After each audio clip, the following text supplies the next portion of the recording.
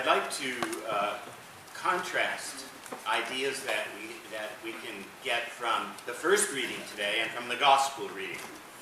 And I'm going to contrast them by showing the first reading is about justice, and Jesus, particularly in the Our Father, talks about mercy and forgiveness. Justice and mercy. The two are both virtues and important virtues. Mercy and forgiveness is the higher of the virtues. And we will see that in operation in the first reading, in which we have Abraham coming before God. And Abraham God has said he's going to destroy Sodom and Gomorrah. He's just going to wipe it out. That's it. Those cities are going because they have been sinful. The people there have been sinful.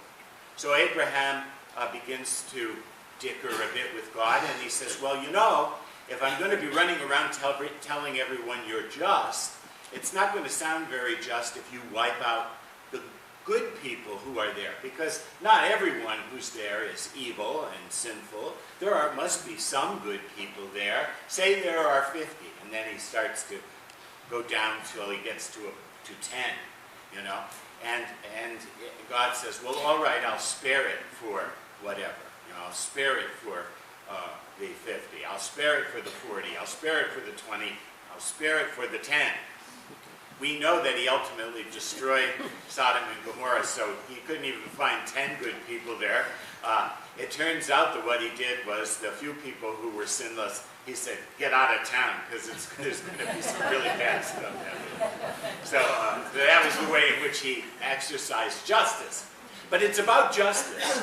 You'll notice that Abraham, nowhere in his dialogue with God, asked God not to punish those who are clearly guilty, the sinful. He's asking him to spare those who are not guilty. Okay? So that he's asking for justice. He's not asking for mercy, he's asking for justice. Punish the guilty and reward those who have been good. Okay? Justice is a very important virtue.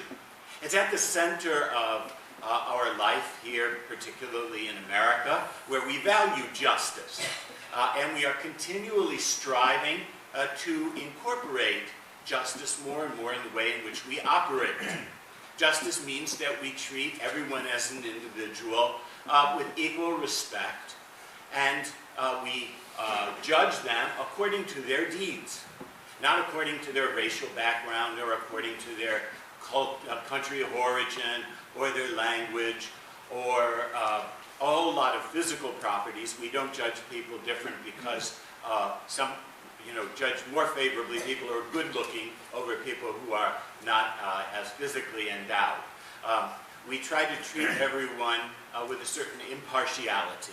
And we create our laws in such a way in which we try at least to give everyone equal access to the law. So that if they've done something wrong, if they've done a crime, they all have access to the law in the same way, no matter what their status may be. And they have an opportunity to present their case. That's what we're aiming for anyway. People can find flaws in any nation. But we know that justice is an extremely important value. It enables people to live together peacefully and with a certain amount of reassurance that they're going to be respected as individuals. So justice is very, very important. It's an important value, and it's an important virtue.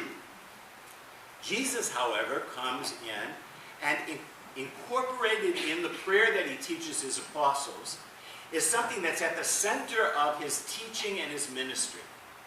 That for you who are my followers, justice is not enough.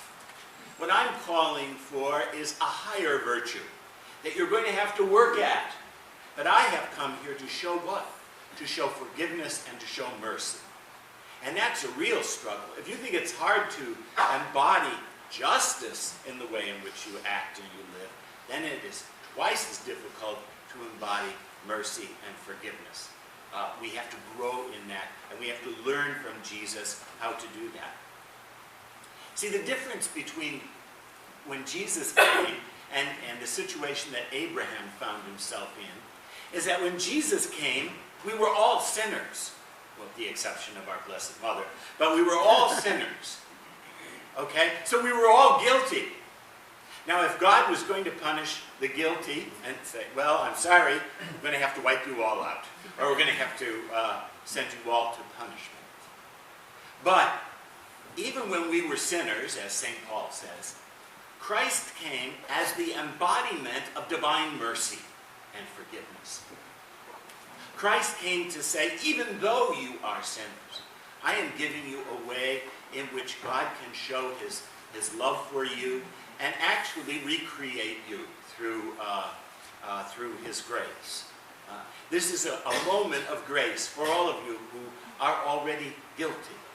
And rather than judge you, God wants to give you an opportunity in order to grow and to change. So God himself shows his mercy through Jesus, who is the Lord of mercy and forgiveness. The one who not only heals people, but forgives them and sends them on their way throughout his ministry. And to show that that is a virtue that his followers will hold as the highest virtue and will seek to embody in the way in which they act towards one another, he incorporates it in this prayer, where we actually ask God to show us mercy and forgiveness in proportion to the way in which we show mercy and forgiveness to each other. Very, what a challenge. I mean, how could you ask for a more extraordinary challenge than to have in your heart that kind of love, which means that you are able to forgive even enemies. It's something that we have to grow in each and every day. And certainly I, and probably none of us here, can say that we have perfectly realized that kind of love in our lives. So here we are. We are people, human beings, in the real world, in the real life situation. We try our best in cooperation with our other citizens and the other members of our community in order to make our society more and more just, to treat people equally, to reward those who are faithful and who follow the law, to punish appropriately those who disobey the law. Justice still remains a very important virtue, but it's not the highest. And particularly for those of us who follow Christ, we cannot even rest secure if we are just promoting justice. Unless each day we are striving to also be merciful and forgiving in our hearts, we cannot account ourselves to be followers of